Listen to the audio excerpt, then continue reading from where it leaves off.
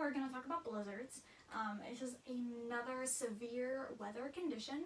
A blizzard is not just like a snowstorm that you go out and you build a snowman, or you have a snowball fight. A blizzard can also be really, really dangerous. Blizzards can have sleet, and they can have snow.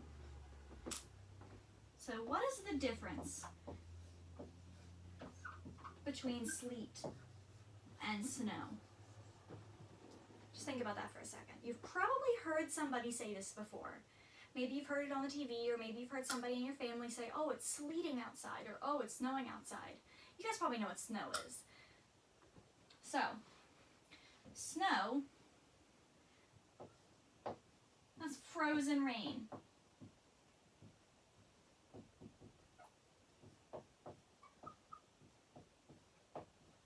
That falls in flakes. That's how we get snowflakes. So then what is sleet? It's not rain, because then it would say rain. So sleet is rain that is partly frozen.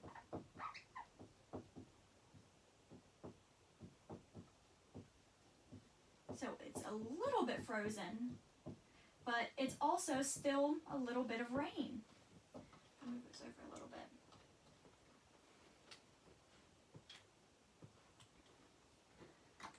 So then that kind of makes me think, okay, well, why? Why is there a difference? What makes something rain versus having snow or sleet? Why does the weather decide, what in the weather decides that it's going to sleet or it's going to snow? Well, a lot of that is the temperature. And so over here I have a few different thermometers. And for it to snow or for there to be ice or anything like that, there is something called freezing point. Freezing point is the temperature it has to be for something to freeze. So you can't have snow unless it's below this temperature. This temperature,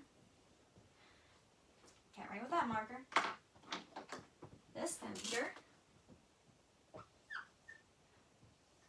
is 32 degrees. This is how we say degrees Fahrenheit.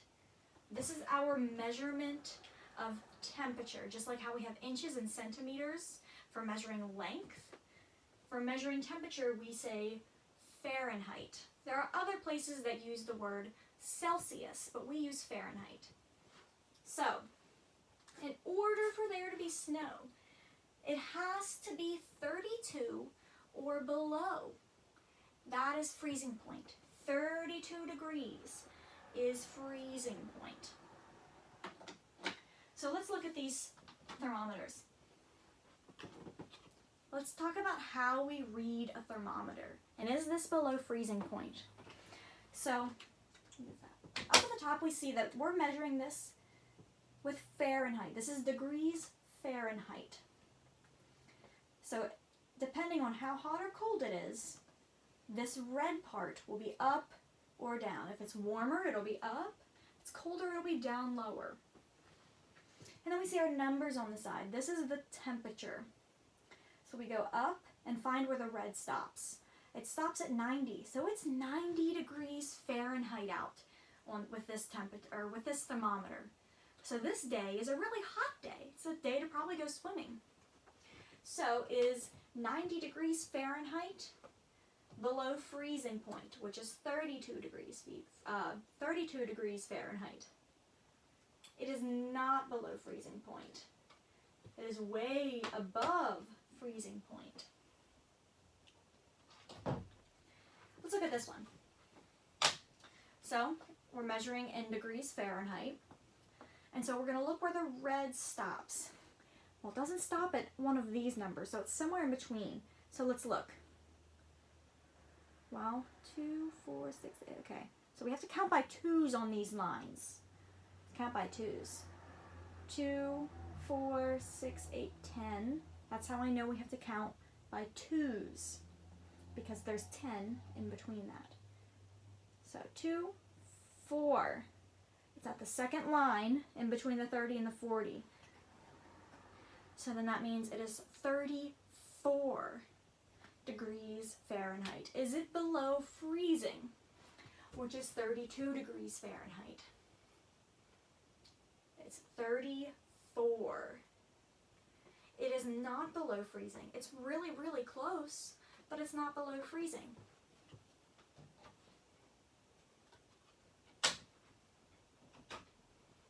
And here's one more to look at. So we look to where our red stops, and it stops at 50. So it is 50 degrees Fahrenheit. Is that below freezing? It is not. That is also above. So if it is going to be freezing point, it's going to be 32. All right? That is the important number to remember. So what makes blizzards so different than a regular snowstorm? Well, blizzards usually have a lot of wind. And if there's a lot of wind, it usually feels a lot colder than it actually is. So on this, even though this is only 34 degrees, the wind, it's called wind chill. The wind chill might make it feel like 20 degrees or 18 degrees. It all depends on the weather. So wind chill can make it feel even colder. So sometimes we have to think about that too. So if you ever look like, I know if I ever look at the weather on my phone, if I scroll down far enough, it'll say, here's what the temperature is, but here's what it feels like. And it tells me that because it's thinking about, well, how about the wind? What's that going to make it feel like? So in blizzards, there's a lot of wind, so much that a lot of the snow gets picked up from the ground and starts drifting. It starts going all over the place. And that happens so much that it gets really, really hard to see in front of you. So you probably shouldn't be driving anywhere in this or trying to go anywhere in this because blizzards can make it really, really difficult to see even across the road. And that's just because of all of that wind pushing all of that snow all over the place. And it's also going to come back and hit your face, and then your face might get cold, your nose might turn purple, and then you're just going to be really, really uncomfortable and cold. And you could get sick, right? And we don't want that. So that is what a blizzard is. So what you guys are going to do for me is I have a video on Schoology that shows you what a blizzard might look like. Now, all blizzards can be different. Some might be worse. Some might be not so bad. It all depends on the wind, how cold it is, how much snow there was. There's a lot of different things that can make it worse or not so bad. So you're going to watch that video, and then you are going to do a Google Slide assignment where you are going to look at some temperature, some thermometers. I keep saying temperature. You're going to look at some thermometers, and you are going to tell me what the temperature is. And you're going to tell me what sleet and snow are. You're going to figure out the difference between those. Alright, you guys, I hope you enjoy watching that video. Good luck.